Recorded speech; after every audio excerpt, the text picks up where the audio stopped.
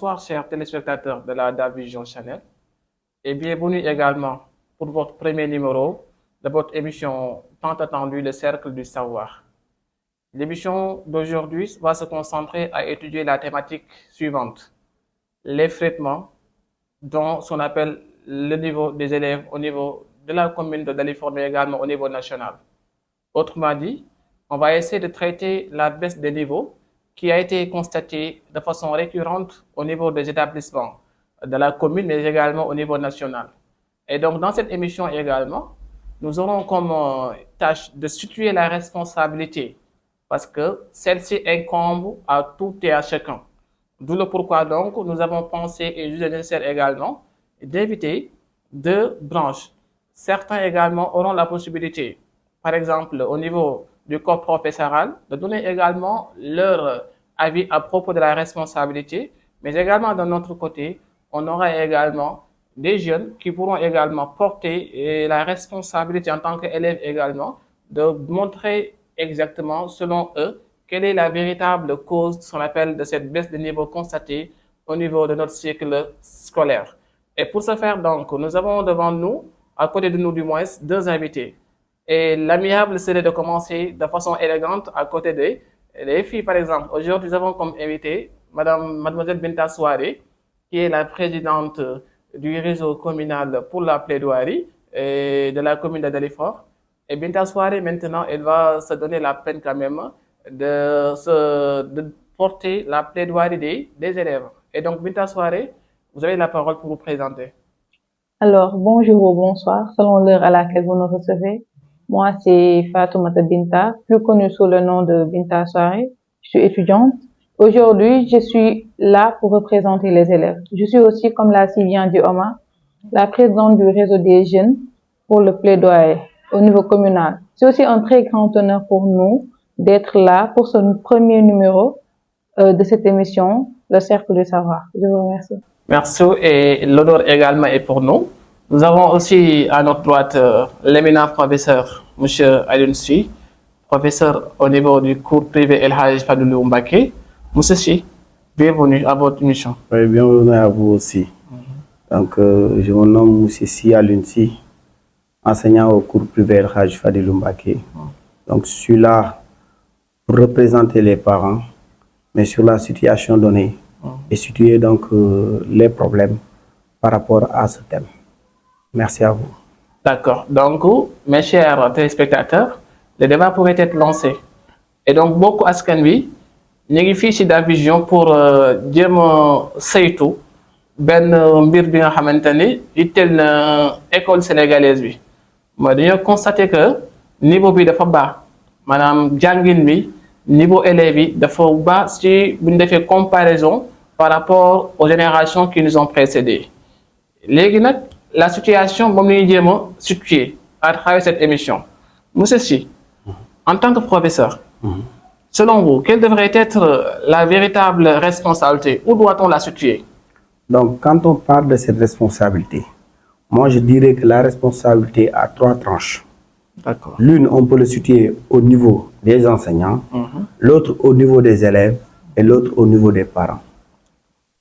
Donc, si je peux aller plus loin, parce que quand on parle de l'enseignant, la situation qui est située sur l'enseignant, l'enseignant en tant que lui, qui est maître du savoir, qui doit inculquer à l'enfant l'éducation. Maintenant, dans ce sens-là, il y en a certains qui sont dans ce métier, ils ne sont pas là par amour.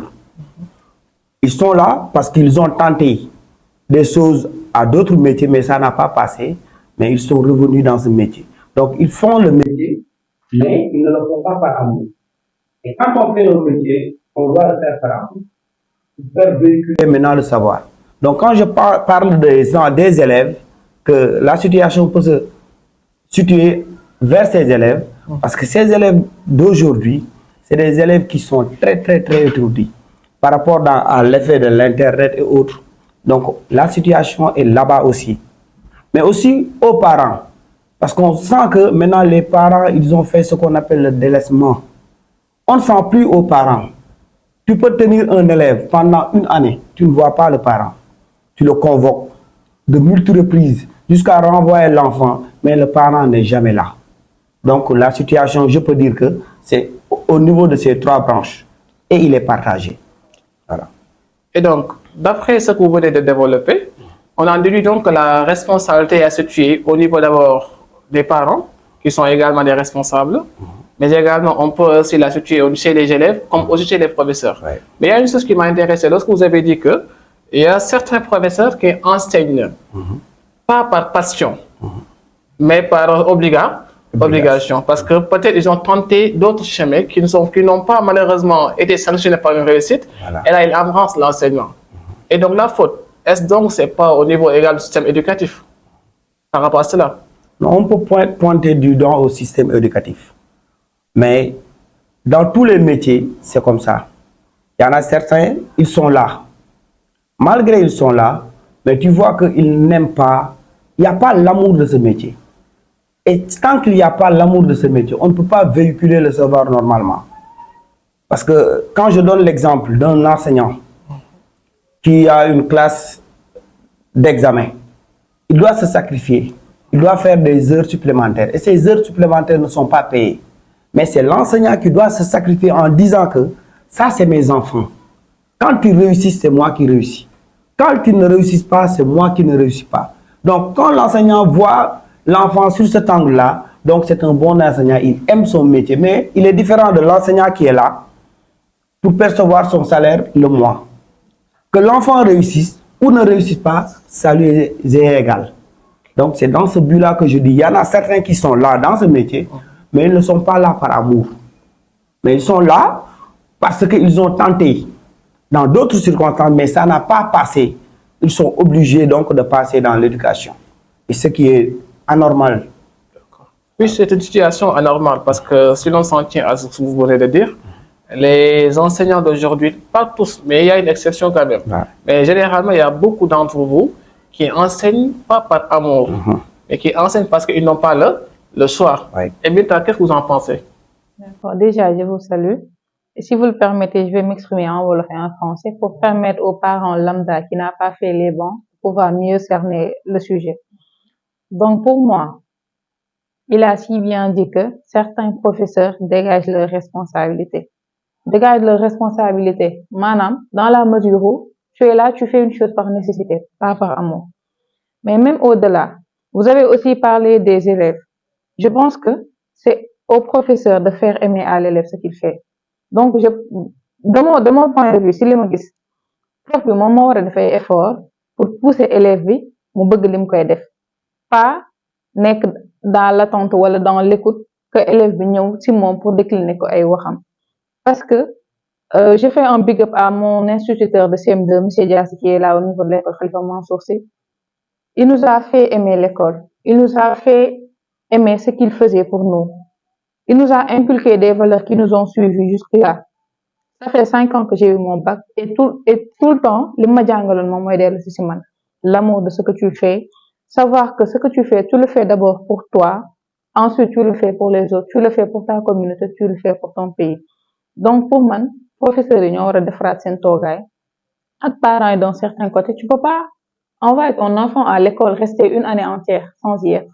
C'est anormal.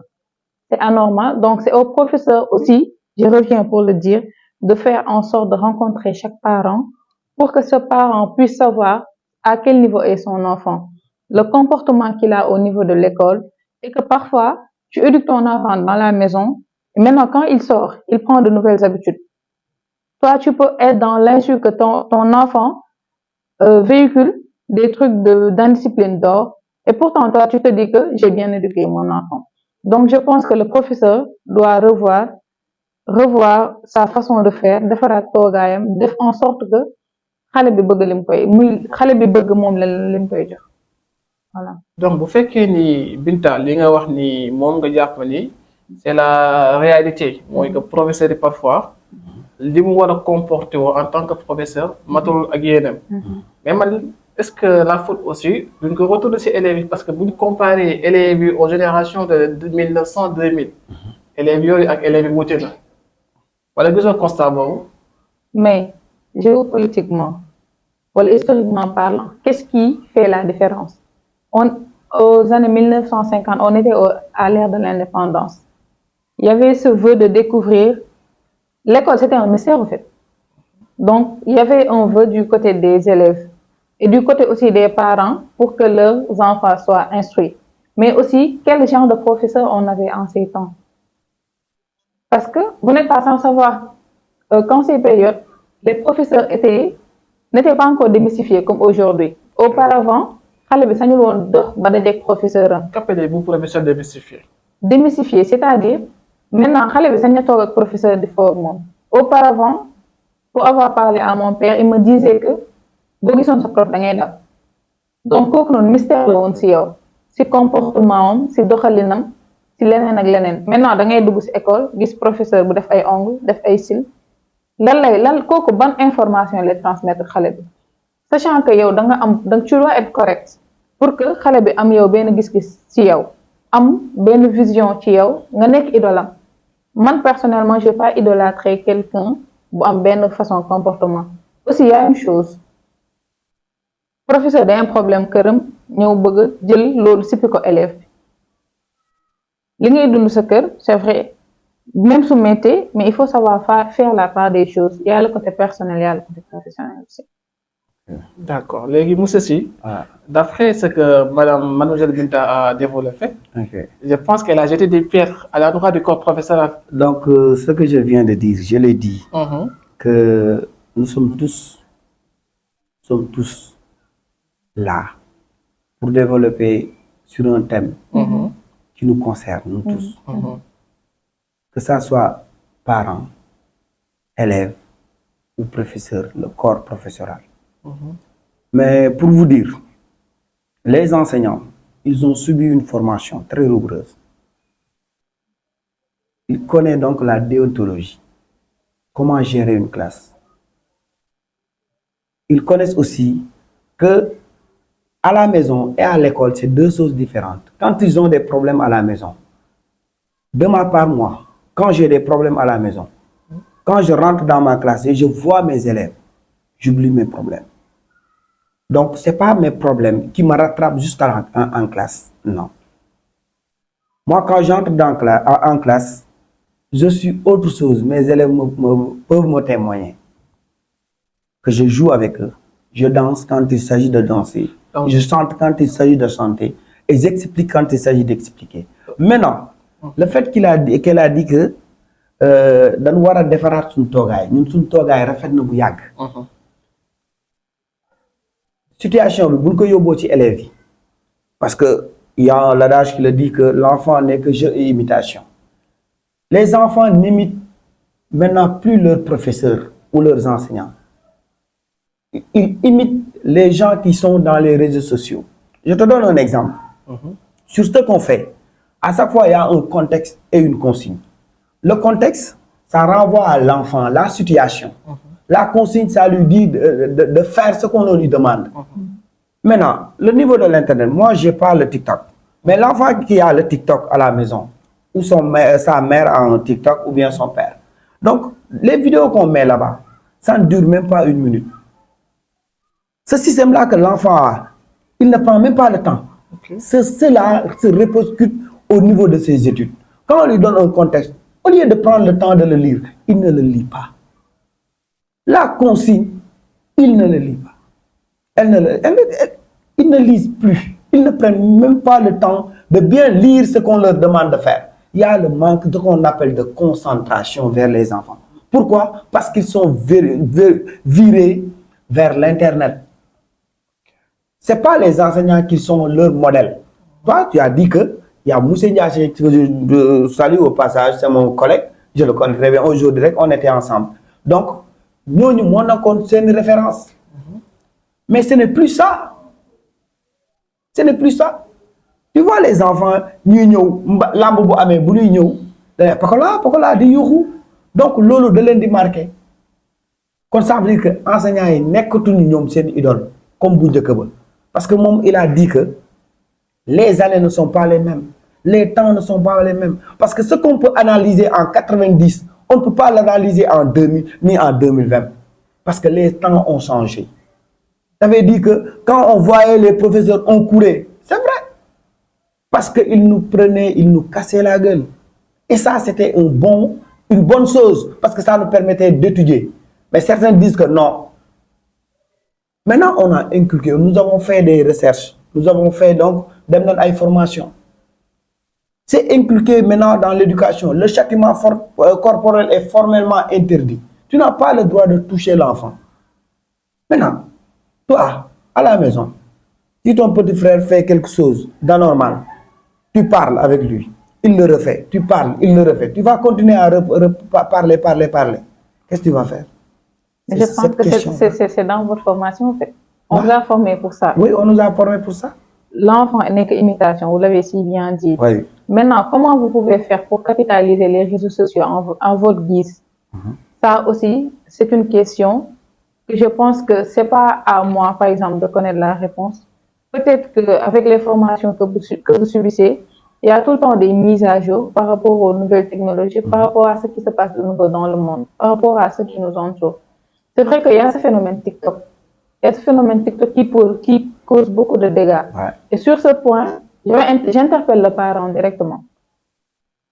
J'interpelle le parent directement parce qu'ils ont tendance à dire que même ça m'a dit, le téléphone, mais est-ce que c'est pas au professeur de virer l'enfant? Par exemple, l'enfant à qui tu donnes un exercice, qui prend pas le temps de lire. Mais est-ce que vous, dans votre façon d'enseigner, vous demandez aux enfants de lire des livres en groupe et de faire des résumés? Vous voyez? Maintenant, les enfants ne lisent plus. Tu vois un enfant qui est du CI jusqu'au CM2, il n'a jamais lu une seule œuvre. C'est pas normal. Pour un enfant qui veut maîtriser la langue de Molière, un enfant qui veut être cultivé, qui veut avoir une certaine culture générale. Est-ce que aussi c'est pas dû à la politique d'assimilation? On nous a forcés à apprendre dans une langue extérieure. Est-ce que c'est pas la cause exactement aussi de ce baisse de niveau constaté? Parce que si et seulement si vous faites connaître les ñuy jàngale ci école yi ñu ngi koy jàngale en wolof, est-ce que ki ñu tuddee ñu dina am? Ça, c'est une question qui mériterait multe réflexion. Est-ce que xale bi suñ ko jàngalee ci olof, est-ce que olof mën na ko yóbbu soril fenn? C'est une interrogation. Est-ce que suñu langue c'est à un certain niveau boo xamante ne boo ci assimiler ay connaissances, est-ce que mën na la yóbbu fenn fu sori fi? Il y a ça aussi. Il y a le fait que nous sommes une nation qui a été colonisée. Donc, nous souffrons toujours des dégâts de la colonisation. Il y a aussi cet aspect. Je pense que maintenant, on peut faire en sorte que c'est un plaidoyer que je lance au niveau national d'insérer des cours en nos langues nationales. Parce que ça aussi, ça pourra pousser l'enfant à mieux comprendre et à mieux assimiler. Parce qu'il y a des enfants qui, pour déjà assimiler la langue, c'est un problème. Et maintenant, pour leur faire passer des informations quant à cette langue, c'est tout un autre problème. Parce que d'emblée, il ne comprend pas la langue. Donc maintenant, si tu lui donnes des exercices ou bien d'autres choses à faire à travers cette langue, ce sera un autre problème. Parce que déjà, il ne comprend pas ce que vous lui dites. Mais lui, constaté aussi dans la société sénégalaise de façon générale, moi que parfois les parents aussi, au lieu de nous accueillir ces doom, qu'est-ce qu'ils ont fait à l'école? La situation qui va se présenter, automatiquement, ils vont délaisser à leurs enfants. Parce que prétexte que ils n'ont pas l'eau. Il faut que les enfants. Imagine un frère qui est civiti. Lan lay jëlee ci mbedd ba? Est-ce que aussi li mu jëlee ci mbedd ba mënul impacter li mu jëlee école? Voilà. Donc ci sens boobu laa doon la waxee ne la responsabilité est partagée. Que ça soit le parent, l'enfant et l'éducateur. Parce que je vous ai donné l'exemple. Pendant 9 mois, tu tiens une classe, tu as un enfant, tu as son nom, son prénom, date, lieu de naissance, le nom de sa mère et de son père. Et tu n'as jamais vu son père ni sa mère. Donc, notre directeur, Pape Ndiaye, que je nuis au passage, nous saluons au passage. Directeur Pape Ndiaye, donc il veille à ce que les parents viennent à l'école. À chaque fois, il demande aux parents de venir et demander. Parce que quand on vient à l'école, on demande le niveau de l'enfant.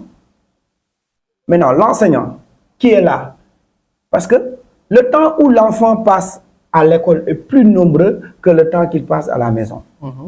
C'est pour ça qu'on dit que l'école, c'est la seconde famille. Moi, je dirais que l'école est la famille. Je ne dirais pas la seconde famille. Parce que dès l'instant que l'enfant descend bu wàccee donc parent bi yàkkamti na mu delluwaat école bu wàccee ñibbisi parent bi yàkkamti na suba jot ba mu indiwaat ko vous m'êtes témoin. On organise des cours de renforcement, mais tu sais que ces cours de renforcement, dès l'instant que tu arrêtes les cours, les parents commencent à t'appeler. Ils ne t'appellent pas pour que l'éducation que tu es en train de faire, mais non, comme sens de garderie là, de 18h à 20h, il y a leen di teel xale yi. Or que yow sens boobu du sens boobu nga ci demee. Yow tu es là pour régler des problèmes parce que c'est des enfants qui ont des lacunes. Tu te dis que de 18h à 20h, je vais essayer de régler les lacunes. Mais non, les parents, ils se disent que tant que moom mu ngi def 18h 20h mu ngi teel xale bi loo tax ma ne la parents yi dañu abandonné li ñu teg ci enseignants yi moo bëri. L'exemple bu gën a ndaw l'enfant s'il est extraordinaire dañ naan xale bi dafa aay. loolu ngay dégg. mais l'enfant s'il est nul, vous m'excusez du terme. ñu ne enseignant bi xamul dara. donc lépp dañ koy rejeter enseignant bi. xale bu aayee xale bi dafa aay. xale bi bu aayul enseignant bi xamul dara maintenant léegi enseignant bi il est considéré comme un demi-dieu et mademoiselle elle rejette la faute sur nous. Sur le corps professoral. Or que nous on fait de notre mieux, on fait tout notre possible mais paramètres yi ñoo bëri. nee naa la mënoo analyser 1990 à 2000. Pendant ce temps-là, effet yi yëpp amul woon. Les enfants étaient très faciles à gérer. Mais à cette période-là, les enfants dañu naqadee gérer. ñu nekk ci classe yi xam nañ ko. dañuy yuuxu boo génnee da ngay dugg ñu yuuxu dañuy wax te doo dóore amoo droit dóore. Tu es obligé de les renvoyer à la direction. La direction convoque les parents viennent. On parle avec eux. L'enfant répète la même chose. Au finish même chose mooy doon tourbillon rek lay doon mais ça génère à rien du tout. Mais si l'enfant a un parent bi nga xam ne conscient di ko yedd daka yow tu es l'avenir de demain. yow damay def sama xaalis ngir yow mun na am ma fekkee ko mun na am ma bañ a ko fekkee donc yow da nga war a soutenir suba famille bi donc langage yooyu bu ñu koy tenir xale parce que xale bi bu ne xale la rek des fois foog ngay situer choses yi di ko wax. loolu moom mooy tax xale bi am ouverture d'esprit.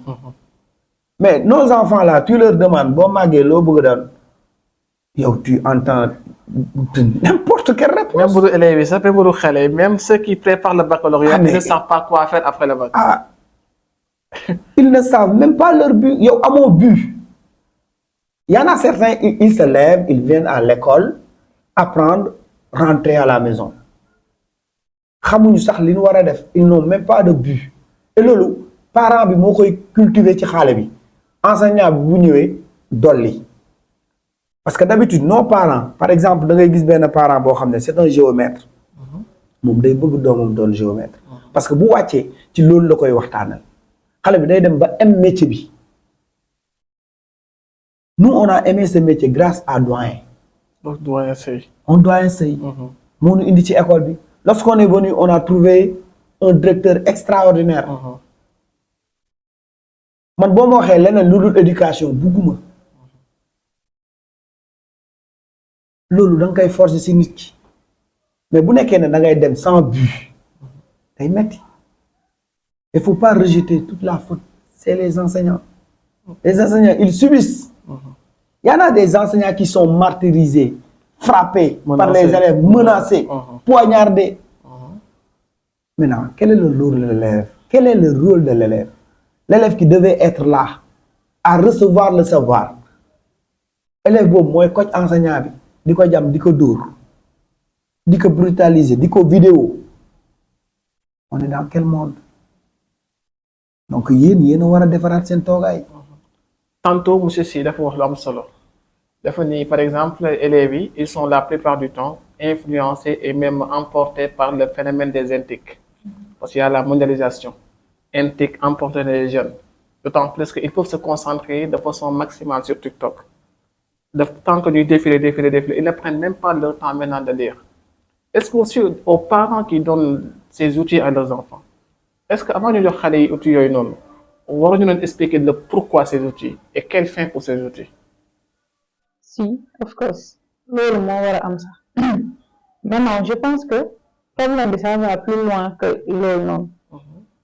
Le parent qui n'a pas fait les bancs, qui n'a pas compris exactement les dangers li si nekk, parent boobu est-ce que dina si mën a waxtaan ak xale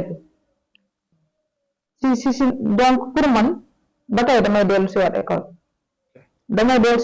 si parent bu jàngul mënul sori parce que y a des gens yoo xam ne jànguñu te ils sont pas ouverts d'esprit demuñu pour jàngi pas toog si banc mais jéem a xam ce qui se passe autour de monde bi fu mu toll pour mën a yaraat seen doom kon kooku noonu tey xale bi su enseignant bi délaissé woo communauté bi délaissé woo parent bi délaissé woo il est à la merci de la rue te xamoon bi réew bi la ban conséquence la mën a andi si xale bi donc je pense que y a tous ces points qui doivent être pris en compte te sànq da nga am lu am solo mooy élèves yi di brutaliser seen profil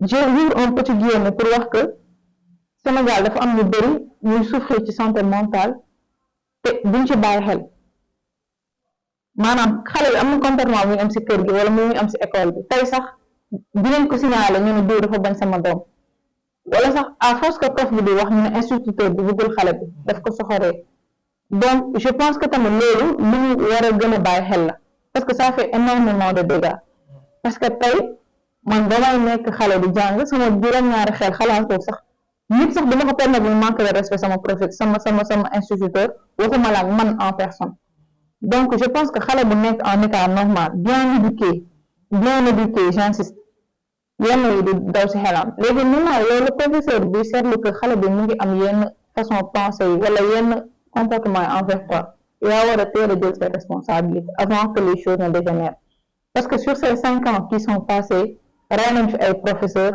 seen ay élèves taal nañ fi ay classes vandaliser nañ fi ay écoles tout ça ay élèves ñoo ko def après su lépp jàllee la ñuy taxaw si kanamu média yi naan nañ leen baal te je pense que bu kenn defee te corriger wuñ ko au moment te ça va pas servir de leçon aux autres parce que loolu tam c'est l'effet TikTok bëgg nga ko def tu filmes ça tu mets ça tu fais des vues wala ñu ne kii de c'est un gangster parce que loolu la ñuy gis c'est ce qu'on voit dans les films bande bi il a eu plus de flow donc tout le temps ñu revenir ci éducation un peu archaïque la lecture je pense que li ci nekk ci xam-xam lakk du ko jeexal les bibliothèques ne sont plus fréquentées même maintenant il y a des professeurs qui ne lisent plus wala sax dañuy dugg ci classe bi gis professeur tey téléphone am di swiper sur TikTok en pleine classe wala professeur di seetaan YouTube wala mu seetaan ay vidéo di joxe exercice toog moi personnellement samay rakk fi ñuy jàngee damay dem di xool parce que j'ai mon bac te ba tey sama yaay day dem fa ñuy jàngee pour xool man nan laa fa toogee donc c'est l'éducation que j'ai reçue daf lay pousser man tam ma koy defal samay rakk donc pour man parent war na xoolaat boppam xale bi war nañ ko yaraat mais lu tax may insister ci instructeur bi sànni ma ko fa di yóbbe parce que fi mu taxawee la il est plus qu'un parent c'est un super parent comme disait un de mes professeurs déjà dina la yar jox la les outils pour que tu réussisses ba pare yéen la yow nga réussir plus que même sa propre personne parce que c'est une fierté pour lui foog naan diw maa ko jàngal te xool ko tey fu mu toll donc moo tax pour man seen super pouvoir dinañ ko war a activer tout le temps di bañ a nangu di délaissé wu parce que c'est tout un processus et le processus il est long di nga fa daje ku nekk di nga fa gisante ku nekk mais il faut jamais se délaisser quand on fait une chose par amour vous l'avez si bien dit on prend le temps de donner la chose on suit les étapes du processus def en sorte que xale bi mu bañ a nekk koo xamante ne il sera à la merci de la rue parce que xale bi soo ko dàkkee rek mën na ragale nit di këram nekk si mbedd bi parce que ni ñu koy wax léegi école de l'effort je prends l'exemple dañuy dàkk ay xale ñu ñëw si koñ yi di aaye wala di kii cet enfant il est à la merci de la rue te la rue est cruelle xale bu am 12 même pas 12 7 8 9 10 ans kooku il est imitation vous l'avez si bien dit donc pour mu sànk lu yomb la c'est pour cela que j'insiste que professeur bi il doit se donner corps et âme fu parent bi délaisser ay responsabilités moom waru fa délaisser responsabilités parce que li mu bëgg mooy xale bi nekk baax pour qu'on ait une nation bien et prospère. léegi d'après li nga wax sànq j'ai constaté que da nga jox comme professeur le rôle d'éducateur. Le professeur doit éduquer. Est-ce réellement l'obligation monsieur Sy au professeur d'éduquer les élèves? Est-ce que le prof doit-il éduquer les élèves? Est-ce que c'est lui qui doit éduquer les élèves? Bien avant ça, je vais juste glisser quelques mots par rapport à ce qu'elle vient de dire. Parce que je pense qu'elle m'a rejoint un tout petit peu sur le fait qu'il y a l'effet TikTok qui a un peu changé, qui a un peu chamboulé maintenant l'éducation des enfants, qui l'a traîné au niveau de l'école. Mais quand vous parlez d'un parent non instruit, qui n'est jamais parti à l'école, moi, j'étais avec ma Badiane Binta Mamdiaye. Elle n'a jamais fait l'école. Et pourtant, pour vérifier que j'ai appris mes leçons ou pas, man ba may xam ne kii jàngul fekk c'est trop tard.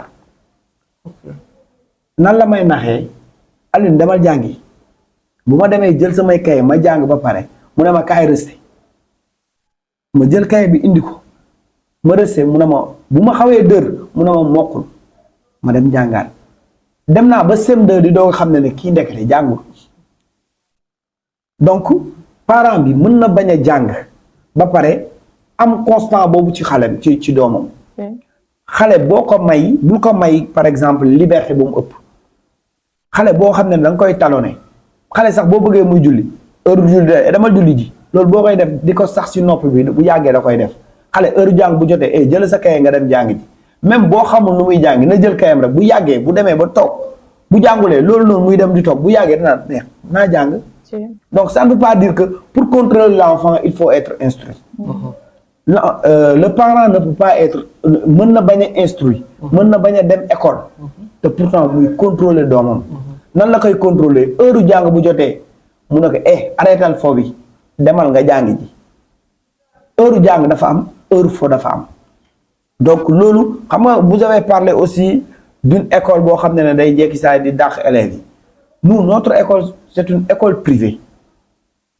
Et pourtant, Dieu m'est témoin. Il y a des élèves qui doivent au directeur plus de 3 mois. Le directeur de l'UNDAC, c'est des élèves qui doivent faire l'examen.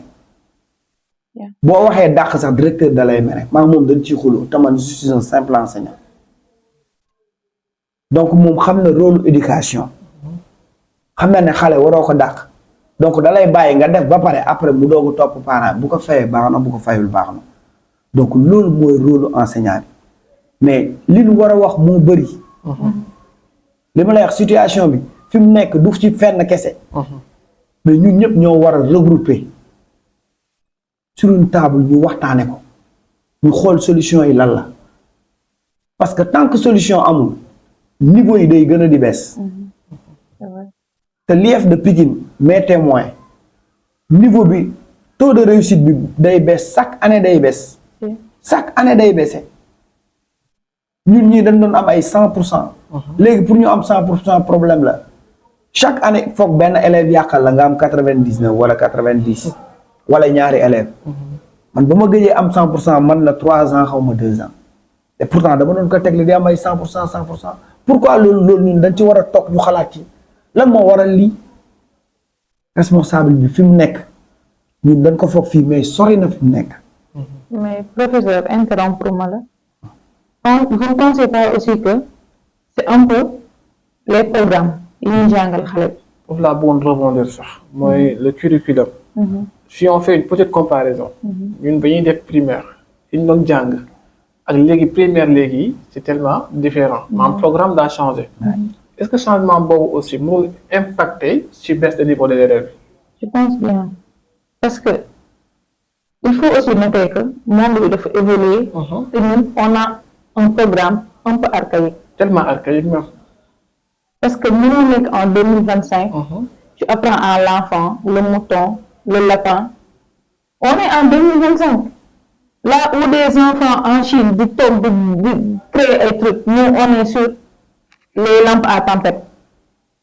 Parce que am na xale bi loo xam ne jëriñu ko soo ko bàyyee entourage am rek dina ko xam revenir sur lecture bàyyi ko mën a découvrir yeneen horizon di prôner aussi étude ak divertissement parce que l'enfant naturellement mënoo ko teg si de 8h à 13h nga ko focusal si benn affaire il peut pas parce que xelam mënu concentré wu 8h ba 13h donc ut ay alternative yoo xam ne xale bi dina foo dina jàng te lépp si cadre bu positif lay nekk parce que foo boobu noonu sax amaana mën na agréable tellement que bu ñu dee sax suba day sawar a dellu si il faut revoir comment faire pour allier l'utile à l'agréable revoir aussi le programme parce que on est vraiment en retard par rapport au reste du monde léegi loolu tamit dafay décourager xale parce que yow ñu koy jàngal su génnee TikTok comme ni ko xool 2 secondes gis ko ñu résumé ko ci benn vidéo alors que yow ñu bëgg ko jàngal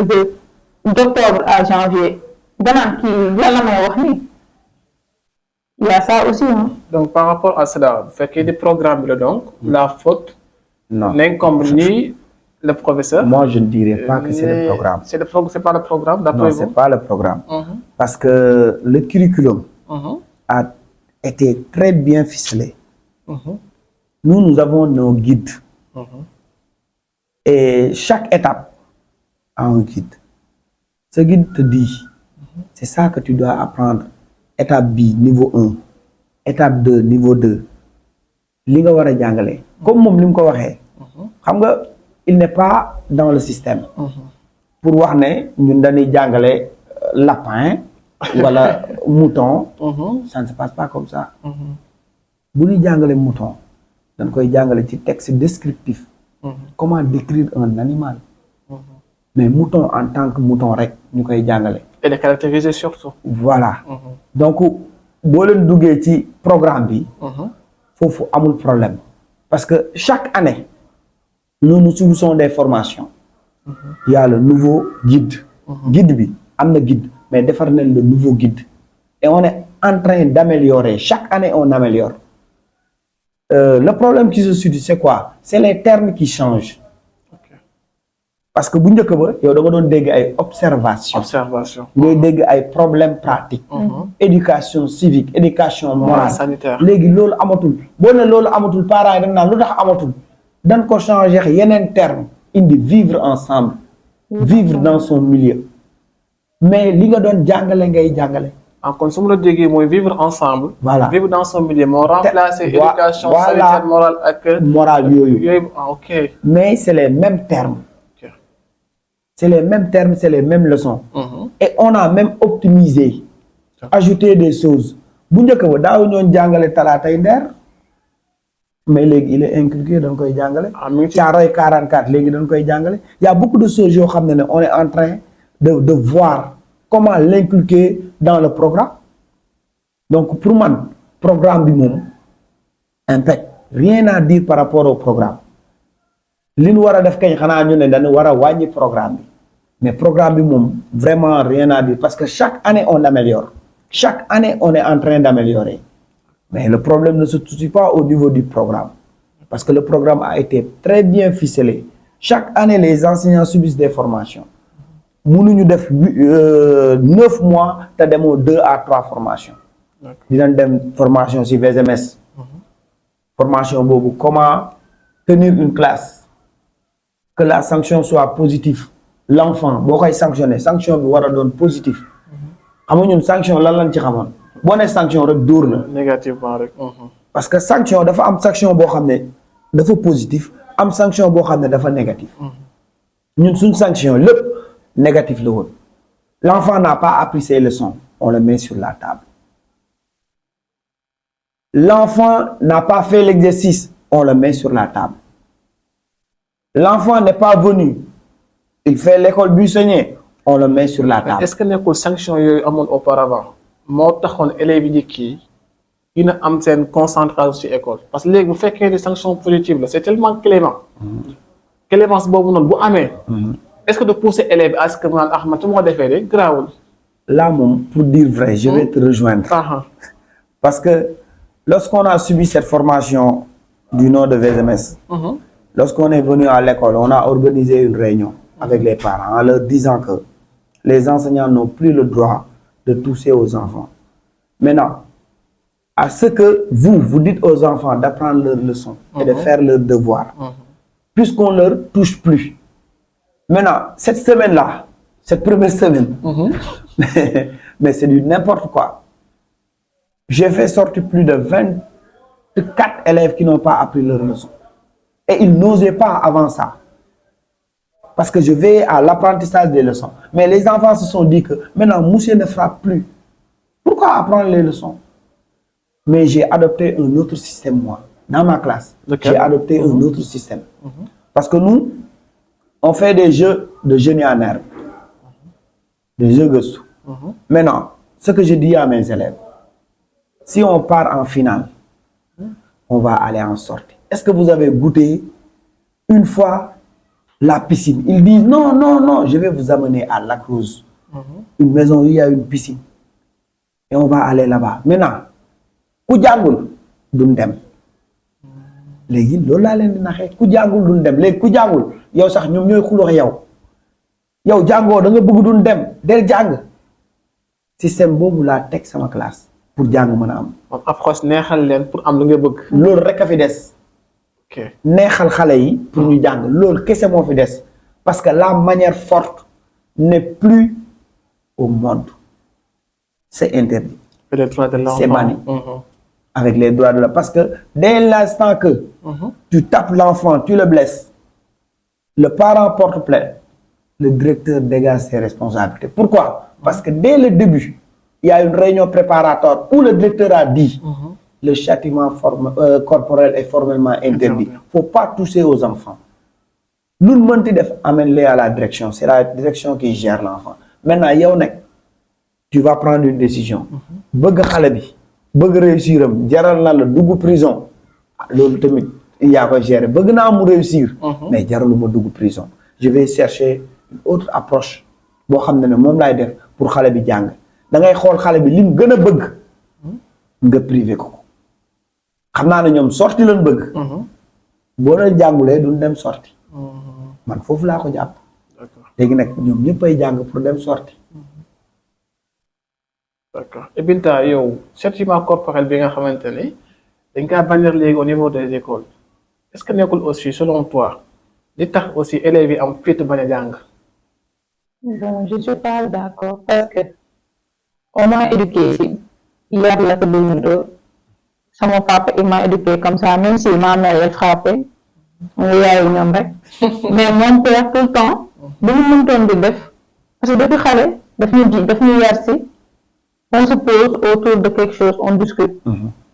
Même sax bu la defee lu la metti moo nga wax ko yow tamit boo defee la war a def mu wax la ko donc yow bonnoon nga di def lenn li parce que bëggoo yow yaa say mag ak say rakk toog mu lay xas.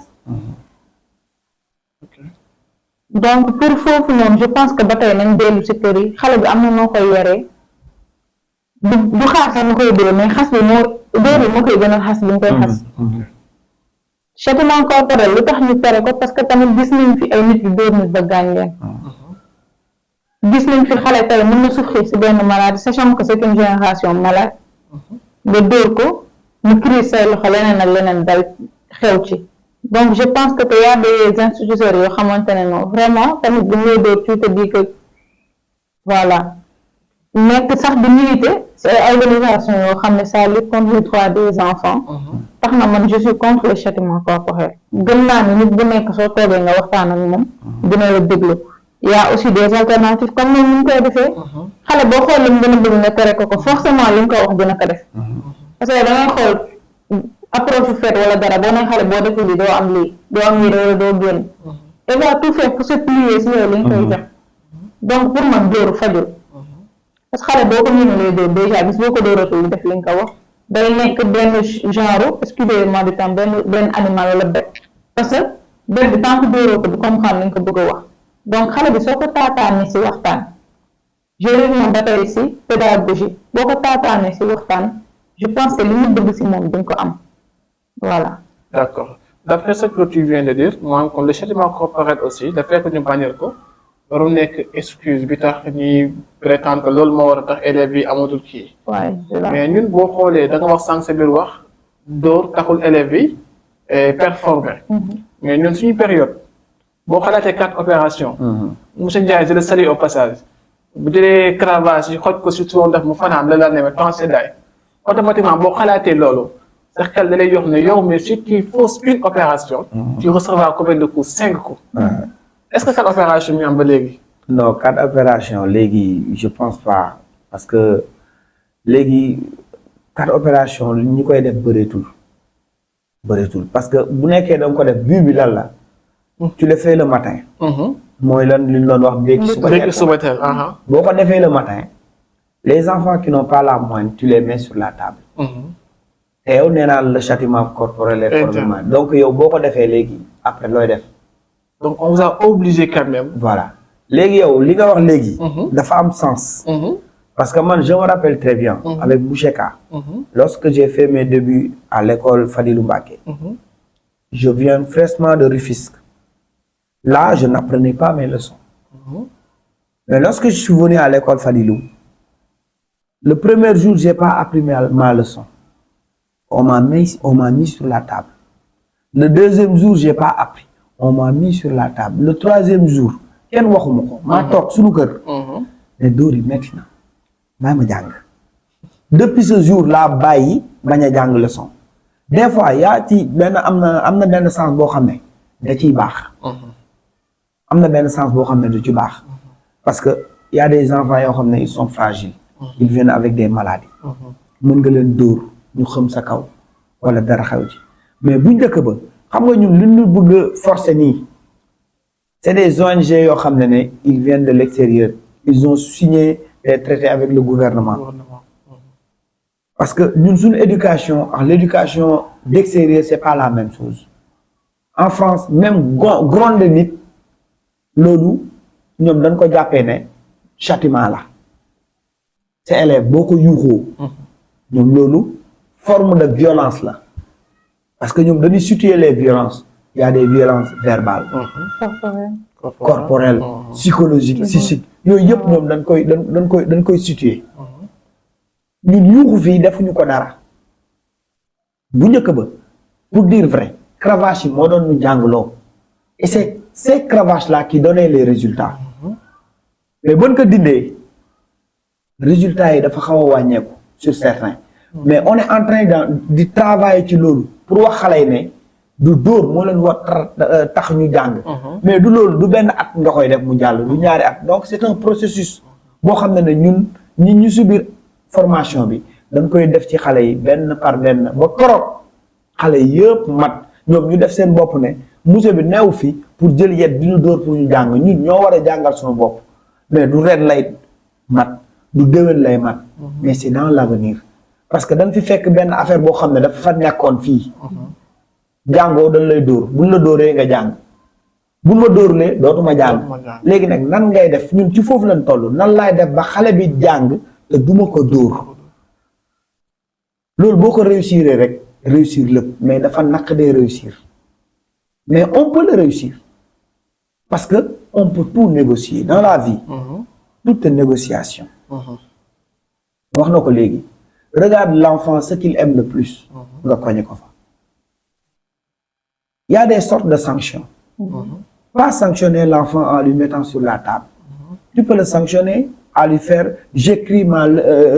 j'apprends ma leçon 1000 fois loolu bu ci jëndee 200 pages bind ko journée dina jàng leçon donc il y a des formes de sanctions yoo xam ne du dóor kese tu peux attendre jusqu'à la récréation tu appelles l'enfant tu parles avec lui pour lui dire que tes parents fais ceci ñoom lan la laaj jàng la laaj réussir la laaj de grâce fais ceci donc l'enfant s'il est conscient donc moom day dem ba loolu noonu da koy travailler am na ci ay xale yoo xam ne nii je vous donne un exemple lorsqu'on a fait le test de positionnement ils ont une moyenne de 3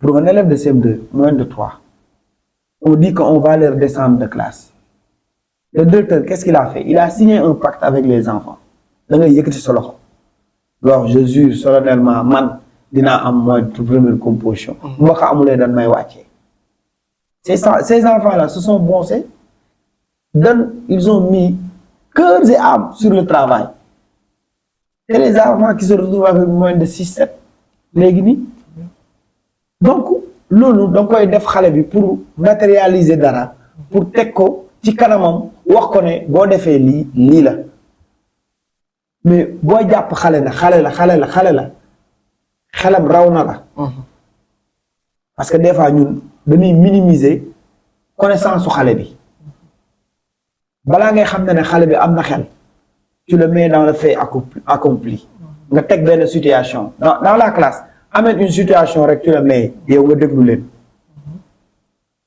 tu vas recueillir des suggestions yoo xam ne des propositions yoo xam ne tu te dis que est-ce que cela est sorti dans la tête de ces enfants-là donc faut jamais minimiser l'idée de l'enfant. D'accord.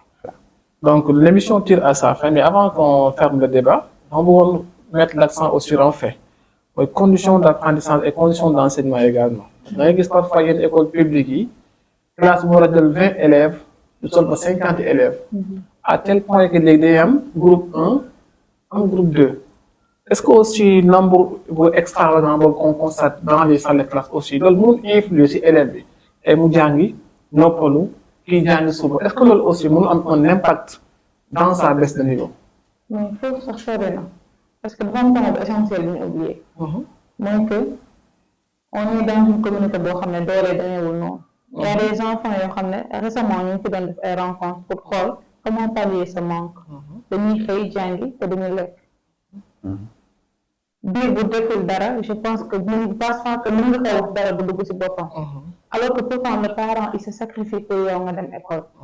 soit mu ngi fóot soit mu ngi xëy di kurti donc je pense que aussi clairement war na am foofu parce que prof bi war na seetlu am na instructeur bu koy au niveau de l'école de l'IFOR. je le connais. day wax xale bi mu seetlu ci classe bi récréation kan ak kan ñoo génn. léegi après moom dina xool comment na régler ba xale yi après dinañ dégg ci sutura. c'est monsieur Guèye. Guèye la tudd effectivement ci sutura. donc aspect boobu tam c'est très important que dañ koy fàtte. effectif yi pléthorique bi tam c'est à revoir. parce que je prends mon exemple bu ma jógee privé dem public c'était tout un problème d'adaptation. je m'étais retrouvée à élève bu baax ba niveau moyen parce que je pouvais pas suivre le rythme. je pouvais pas suivre le rythme si seen condition bi nekk profil yi ñuy comporté woo parce que public la yow xale yow dafa am na tamit yenn respect duñ la ko jox je connaissais pas ça sama expérience personnelle laay wax donc ces choses aussi nañ ko xoolaat privé public nit ki day fay wala fay respect daf ko mérité niveau yenn effectif yi pléthorique bi classe waru ko jël xale bi du dem tey suba après day tayal si jàng bi donc loolu noonu je pense que manque d'infrastructure la te loolu c'est au niveau étatique ñoom ñoo si war a jël ay. un dernier point li ñëpp constaté mooy fosco yi ci école yi. école yi léegi comme par exemple mën naa ko jàppee ni tellement culturel à tel point que léegi ñu doon gis ci biti ci télévision yi mën nañu indi ci école yi fosco yi. et fosco yooyu noonu monsieur Sy en tant que professeur yow. est-ce que vous ne pensez pas que bu ñu ko xoolul. jël ay matuwaayu suwar dina sànq di élèves yi de par ce qui s'y passe. parce qu'ils sont devenus des tendances maintenant. donc xam nga fosco yi. ça a toujours été comme ça. mais la façon dont. elles sont organisées actuellement. ça a toujours été comme ça. le seul problème qui se situe. c'est dans le monde actuel où nous nous trouvons. il y a tout est médiatisé. Tu passes dans la rue, on te prend en vidéo et on balance sur Internet.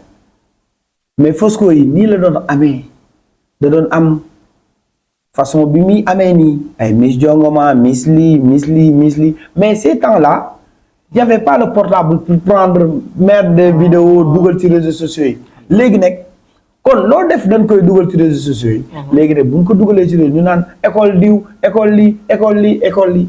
dañ ne semaine culturelle et tout ce qui se passe là c'est culturel. D'accord. mais dañ ci war a jóg. mooy ci ban fànn. ñu interdire yenn yi. lan la ñuy interdire si c'était moi man li ma bëgg ñu interdire si fosco yi. mooy Miss Jongama. ok.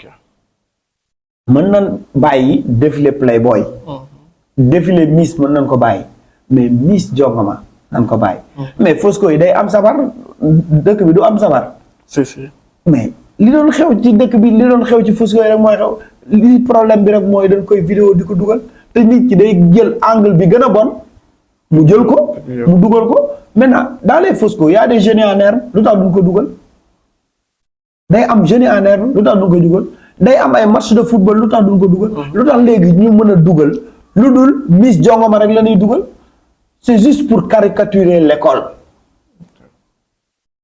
toog fi mu toog naan école lii école bee école bi moo def lii école bi moo def bi école bi moo def lii et des fois ces gens-là qui jugent ñoom li ñuy def duñ ko wax bu nekkoon ne képp ku nekk li ngay def ñu ngi koy vidéo di ko dugal ci réseaux sociaux kon nga gis lu ñaaw nan bàyyi loolu d'accord nan bàyyi di diaboliser école yi Fesco nii la mës a mel mais li ma ciy wax rek mooy nan supprimer lële ñu bàyyi di diaboliser école bi léegi école yi lii école yi lii ñun ñëpp def nañ Fesco Sem Dalifort fii leen jaar da doon am Miss Jongoma am sabar am lépp ñu koy fekkee di ko seetaan musuloon am tole bi mu am nii mais dès l'instant que les réseaux sociaux sont là léegi yow da ngay dem xaar ba ndaw si di fecc nga vidéo lu gën a bon après nga dugal ko léegi après léegi nag école boobu la ñuy incriminer école diw école sàngam ñoo def lii léegi nag ku nekk di wax éducation bi dañ ko war a xool enseignants yi du foofu d'accord problème bi du foofu réseaux sociaux moo indi lii lépp moo feeñal lii lépp mais lii yëpp dafa amoon lii lépp lu amoon la voilà Binta sabar am na place ci école je pense pas man je suis pas d'accord j'ai jamais été d'accord déjà naturellement sax ci communauté parce que sabar bu njëkk ba c'était culturel mu wane ce qu'on avait de beau mais maintenant sabar yi solo dafa yor olof déjà tu t'habilles comme tu veux tu exhibes ton corps devant des millions de gens ñoom ñi ci liggéey ñoom ñuy tëgg yow c'est ces images qui restent des années et des années ci réseau yi après même les gens yi tu te prends pour une star parce que léegi le professeur l'a si bien dit ku def lu bon yow yaay star li baax li on montre plus pour man sabar c'est à éliminer. D'accord. Donc mes chers téléspectateurs lii moo nekkoon votre premier numéro de votre émission le cercle du savoir ay jox suñu invité ñu tàggatoo dernier mot monsieur Sy. waaw ñun di la remercier parce que je pense que le corps professoral bëri na ñoo mënoon invité bu nekkee da nga jël ce choix porté ko ci man donc damay def lu dul di la remercier di remercier aussi madame